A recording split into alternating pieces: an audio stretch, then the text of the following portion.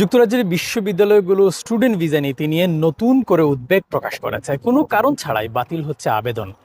সাম্প্রতিক এক রিপোর্টে বলা হয়, ইউকে হোম অফিসের ভিসা বাতিলের সিদ্ধান্তগুলো অনেক ক্ষেত্রে অযৌক্তিক বলে মনে করছেন বিশ্ববিদ্যালয় কর্তৃপক্ষ।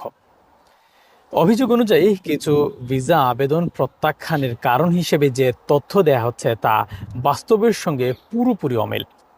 নতুন প্রস্তাবিত নিয়ম অনুযায়ী কোনো বিশ্ববিদ্যালয়ের বিদেশি শিক্ষার্থীর ভিসা আবেদন প্রত্যাখ্যানের হার যদি 4% বেশি হয়, তবে সেটিকে হাই রিস্ক ক্যাটাগরিতে ফেলতে পারেন। এর ফলে সংশ্লিষ্ট ইউনিভার্সিটির আন্তর্জাতিক শিক্ষার্থী ভর্তিতে সীমাবদ্ধতা আরোপ করা হতে পারে। যুক্তরাজ্যে বছরে প্রায় 4 থেকে 5 লাখ স্টুডেন্ট ভিসা দেয়া হয়, যার মধ্যে গড়ে 15 থেকে 20 হাজার আবেদন প্রত্যাখ্যান হয়। হোম অফিসের তথ্য অনুযায়ী সাম্প্রতিক সময়ে রিজেকশন হার বেড়েছে প্রায় 4%। তবে সংশ্লিষ্ট ইউনিভার্সিটিগুলো বলছে এর চেয়ে বেশি আবেদন প্রত্যাখ্যানের হার।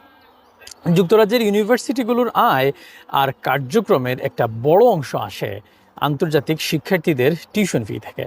সরকারি পরিসংখ্যান অনুযায়ী কিছু ইউনিভার্সিটির মোট আয়ের 20 থেকে 40% পর্যন্ত আসে এই বিদেশি শিক্ষার্থীদের কাছ থেকে। তাই ভিসা রিজেকশন বাড়লে বিশ্ববিদ্যালয়গুলোর আর্থিক স্থিতিশীলতা ও আন্তর্জাতিক র্যাঙ্কিং উভয়ই ক্ষতিগ্রস্ত হতে পারে।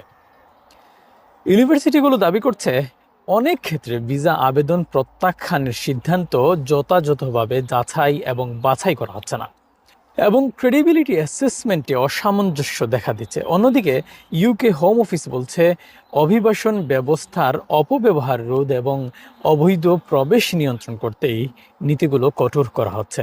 তাদের মতে প্রয়োজন হলে শিক্ষার্থীরা প্রশাসনিকভাবে রিভিউয়ের আবেদন করতে পারেন। ফলে স্টুডেন্ট ভিসা নীতি ঘিরে সরকার ও বিশ্ববিদ্যালয়গুলোর মধ্যে একটি নতুন টানাপোড়েন তৈরি হয়েছে, যা যুক্তরাজ্যের উচ্চ শিক্ষা খাতে বড় প্রভাব ফেলতে পারে। Shariful Islam Chowdhury, N24 news, London.